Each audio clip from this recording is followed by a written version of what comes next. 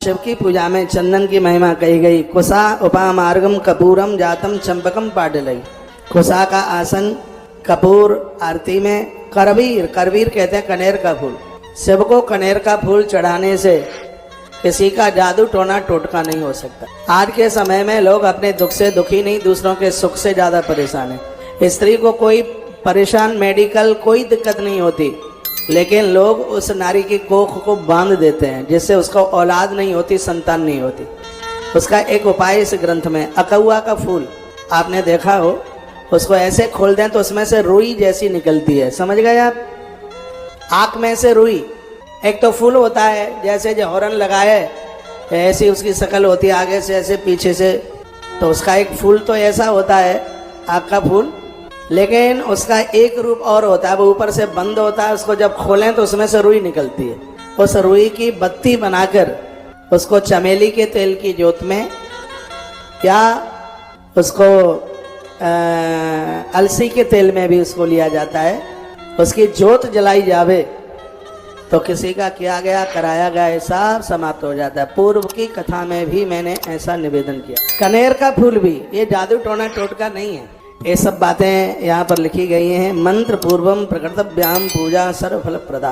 किसी भी देवता की पूजा आप करते हैं, यदि आपके मुख से मंत्र ध्वनि होती है तो वह पूजा आपके लिए फलदायी हो जाती है। आप नारायण की पूजा कर रहे हैं, कुछ भी नहीं आता है तो ओम नमो भगवते वासुदेवाय बोलते रहिए। पूरी पूजा, पद्म पुराण में लिखा है कि नारायण की पूजा में फूल पत्तियां जो भी आप चढ़ाते हैं, तुलसी चढ़ाते हैं, चावल चढ़ाते हैं, जो भी कुछ आप चढ़ा रहे हैं तो उसमें आप ओम नमो भगवते वासुदेवाय इस मंत्र का जप करते रहिए। शिव की पूजा आप कर रहे हैं तो ओम नमः शिवाय जपते रहिए, हर हर महादेव, हरिओम जपते रहिएगा।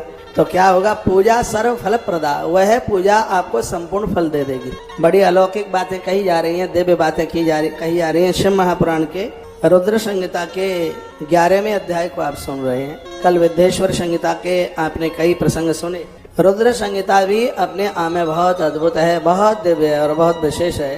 पाठ्यमानेन मंत्रेण तथा वांग्मयेन च रुद्रेण नील रुद्रेण सुशुक्लेन शुभेन। भगवान शंकर के ऊपर नील कमल के फूल, कमल के फूल, पीले श्वेत फूल भगवान महादेव के ऊपर चढ़ते हैं।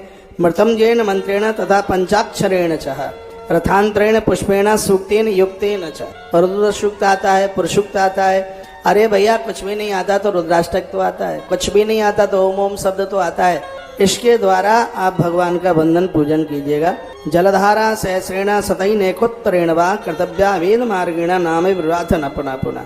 वर्णन किया गया है, कहा गया है कि जो भगवान के ऊपर 100 बार जब तक गिनती गिने इतनी देर के लिए जल की धारा छोड़ते रहते हैं। 108 बार ओम नमः शिवाय जपते रहिएगा।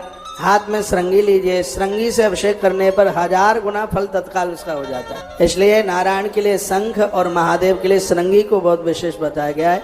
हाथ में श्रृंगी लेकर के जब आप अभिषेक करते हैं तो उसकी महिमा सीधे 1000 गुनी अपने आप में बढ़ जाती है। जलधारा सहस्रेण सतैनेकोत्तरेण वा। आपके पास यदि समय है तो 1000 बार यानी 10 माला जपी जाए, उतनी देर के लिए अभिषेक करते रहिए। उतना समय नहीं है तो 100 नाम भगवान के लिए जाएं, इतनी देर के लिए आप जप करते रहिए। फिर भगवान को अभिषेक करके धूप दीप नैवेद्य तांबूल सुंदरस तथा धूप दिया नैवेद्य तांबूल ये भगवान को जरूर समर्पित कीजिएगा। तरह तरह के फूलों से आप पुष्पांजलि कीजिए। पूजा में किसी भी प्रकार की त्रुटि रह गई है, व्यवस्था में वस्तुओं में कमी रह गई है तो आरती के बाद एक फूल चढ़ाया जाता है, उसको पुष्पांजलि करें। शुरू में जब आरती होती है तो आरती के बाद पुष्पांजलि होती है। जब तक पुष्पांजलि का फूल ग्रंथ के ऊपर न चढ़ जाए तब तक मत बैठा करो, तब तक खड़े रहो, क्योंकि आरती पुष्पांजलि ये बैठ के नहीं होती, यज्ञ की पूर्णाहुति भी बैठ के नहीं होती, इसको खड़े होके ही किया जाता है। जब यहाँ पुष्पांजलि होती है, भाई अनुज थोड़ा इधर होना, तो पुष्पांजलि में जहाँ पूजा में यदि कोई कमी रह गई, वस्तु की कमी रह गई, मंत्रों की कमी रह गई, तो लास्ट का जो फूल है उसे पुष्पांजलि का फूल कहते हैं। उसको समर्पित करने से पूजा में कोई कमी रह गई है उसकी पूर्ति हो जाती है। आरती 14 बार उतारी जाती है। आज मैं उसका एक विस्तार पूर्वक मैं निवेदन करूंगा। वर्णन है कि चंदन आदि से पूजन करके शिव के ऊपर अभिषेक करने के लिए जलधारा जरूर छोड़नी चाहिए। तो भगवान महादेव जलधारा से थे प्रिय, उन्हें बहुत ज्यादा प्रसन्न होते हैं। जलधारा शिव प्रिय।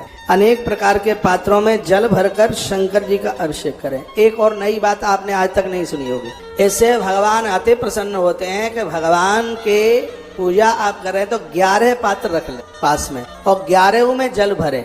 एक पात्र का पानी पूरा हो जाए, छोटे छोटे रख लीजिए, एक पात्र का पूरा हो जाए तो दूसरा उठाइए, दूसरा पूरा हो जाए तो तीसरा उठाइए, क्योंकि रुद्र एकादश है। जिस समय शंकर जी का आप अभिषेक कर रहे हैं तो 11 पात्रों में जल भर करके वहां रख लो। ये यहाँ